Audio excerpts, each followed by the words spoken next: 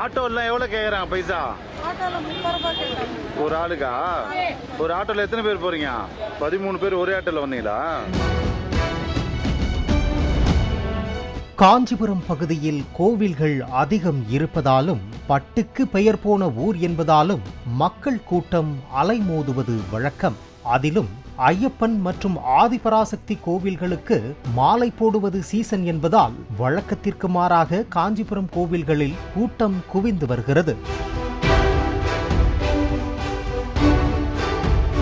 வெளியூரில் இருந்து பக்தர்கள் டூரிஸ்ட் வாகனங்களில் வரும் பொழுது போக்குவரத்து நெரிசல் ஏற்படும் என்பதால் ஒலி முகமது பேட்டையில் யாத்திரை நிவாஸ் என்ற இடத்தில் சுற்றுலா வாகனங்களை நிறுத்திவிட்டு அங்கிருந்து கோயிலுக்கு செல்ல அறிவுறுத்தப்படுகின்றனர்.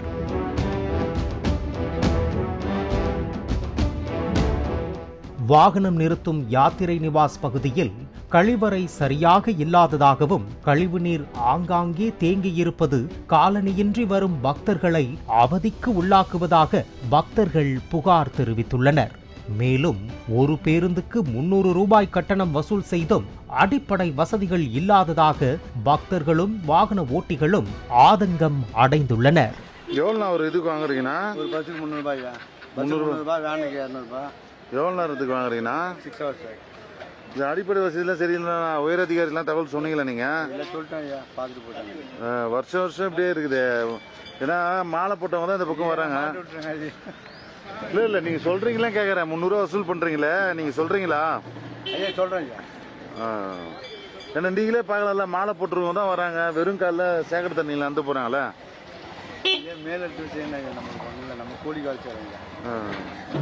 காஞ்சிபுரம் நகர் பகுதியில் முறையான உள்ளூர் நகர பேருந்துகள் இல்லாததால் 400க்கும் மேற்பட்ட ஷேர் ஆட்டோக்கள் விதிகளை மீறி செயல்பட்டு வருகிறது. 3 பேர் செல்லக்கூடிய ஆட்டோக்களில் 8 பேர் வரையும், 5 பேர் செல்லக்கூடிய ஷேர் ஆட்டோக்களில் 15 பேர் வரையும் ஏற்றிக்கொண்டு ஆபத்தான முறையில் செல்வது காண்போரை அதிர்ச்சியடைய வைத்துள்ளது.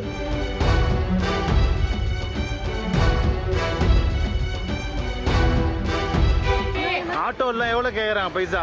ஆட்டோல 30 ரூபாய் கேக்குறாங்க. ஒரு ஆளுக்கா? ஒரு ஆட்டோல எத்தனை பேர் போறீங்க? ஆட்டோல 13 பேர் வந்தாங்க. 13 பேர் ஒரே ஆட்டோல வந்தீங்களா? எல்லா கோயிலும் சுத்தி காட்டுறாங்களா எப்படி? எல்லா கோயில் சுத்திட்டாங்க. எல்லா கோயிலும் சுத்தி காட்டுறாங்களா? Okay okay. ஒரு ஆட்டோல 13 பேர் வந்தீங்களா?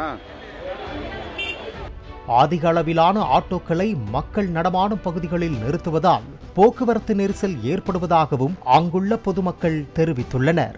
இது குறித்து பேசிய காஞ்சிபுரம் சட்டமன்ற உறுப்பினர் CVMP எழிலரசன் இந்த விவகாரம் குறித்து தொடர்ந்து கண்காணித்து வருவதாகவும் சுற்றுலா பயணிகள் மற்றும் பக்தர்களை மனதில் வைத்து புதிதாக வரவுள்ள மின்சார பேருந்துகளை இயக்க வேண்டும் என கோரிக்கை வைத்துள்ளதாகவும் தெரிவித்துள்ளார்.